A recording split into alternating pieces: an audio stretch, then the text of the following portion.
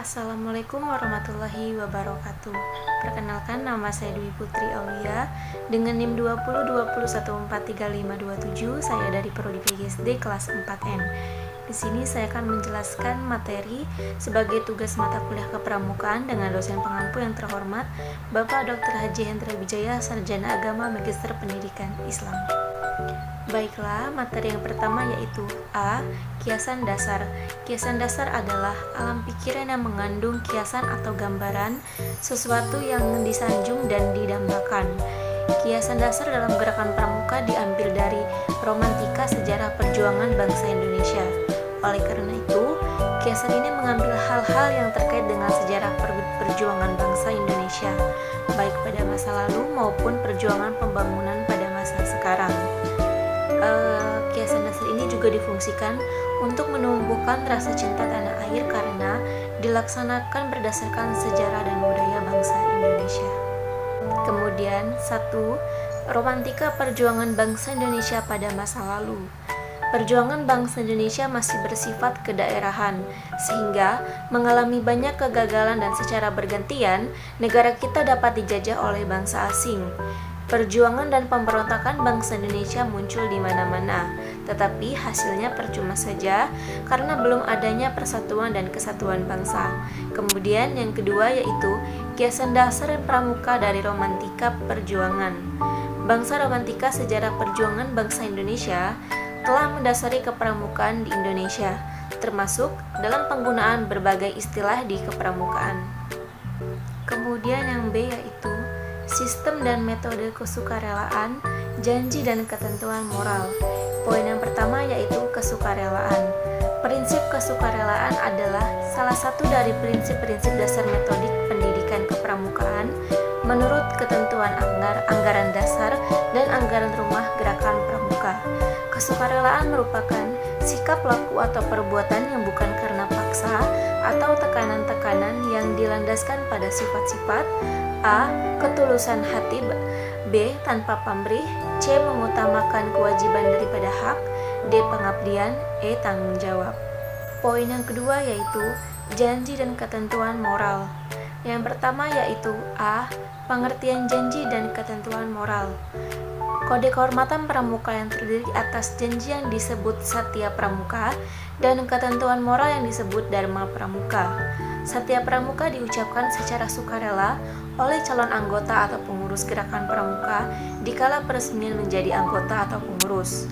Kode kehormatan pramuka diadaptasi dengan golongan usai dan perkembangan rohani serta jasmani anggota gerakan pramuka. Kemudian yang B ada isi janji dan ketentuan moral. Yang pertama kode kehormatan bagi pramuka siaga itu kode kehormatan bagi pramuka siaga usia 7-10 tahun terdiri atas janji yang disebut Dwi Satya dan Dwi Dharma. Yang kedua, pramuka penggalang itu ada usia 11 tahun sampai 15 tahun yang terdiri atas janji yang disebut Trisatya dan Dasa Dharma. Pramuka penegak usia 16 sampai 20 tahun.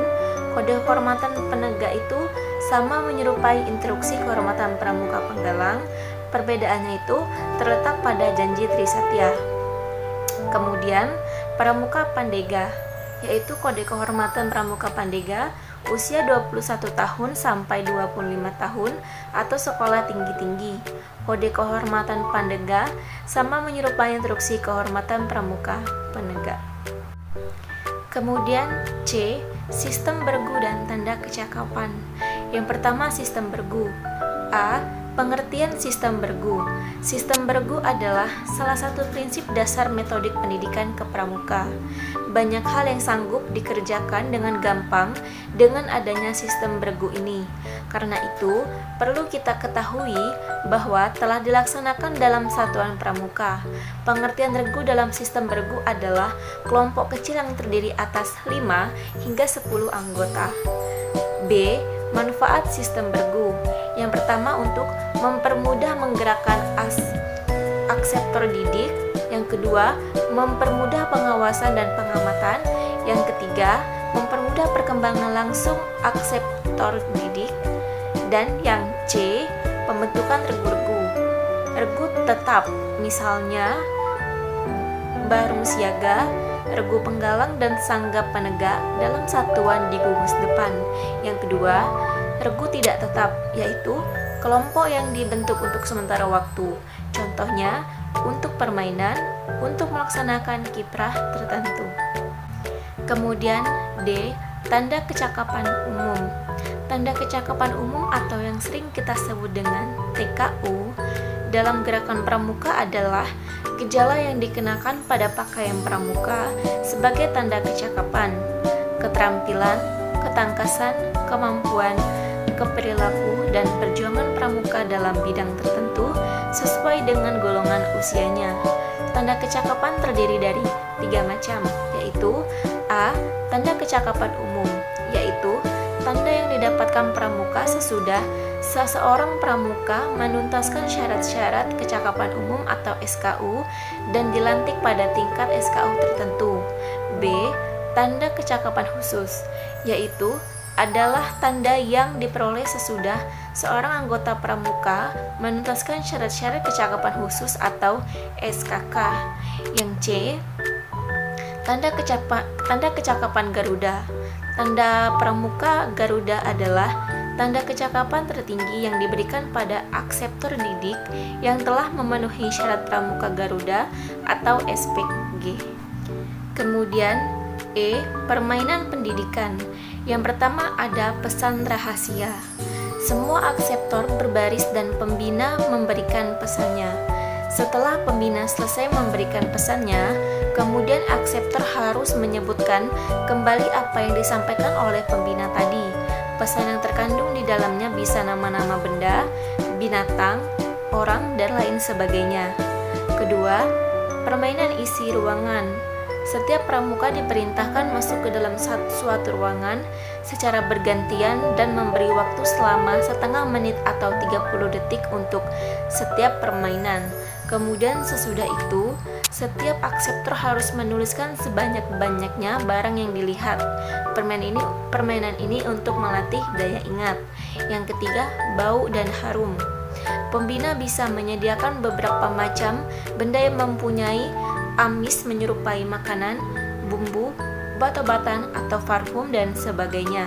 Kemudian, anggota pramuka harus mencium amis dari benda tersebut dengan mata tertutup dan menyebutkan bendanya. Yang terbanyak menyebutkan itu adalah pemenangnya. Kemudian, yang F yaitu kesesuaian jiwa keprasahajaan hidup. Prinsip keprasahajaan hidup dalam pramuka adalah prinsip hidup seorang anggota pramuka untuk hidup dengan sederhana dan wajar serta sikap mental seseorang untuk menggunakan harta bendanya secara efisien dan sesuai fungsi sosialnya. Prinsip-prinsip keprasahajaan hidup dapat mengembangkan kesehatan jasmani rohani serta menjauhkan dari hal-hal yang mungkin menimbulkan sikap yang tidak baik. Sikap keprasahajaan hidup dapat membentuk watak dan kepribadian luhur. Kemudian yang terakhir yaitu G. Perkembangan rasa, karsa, dan karya. Yang pertama yaitu rasa. Rasa itu adalah perasaan.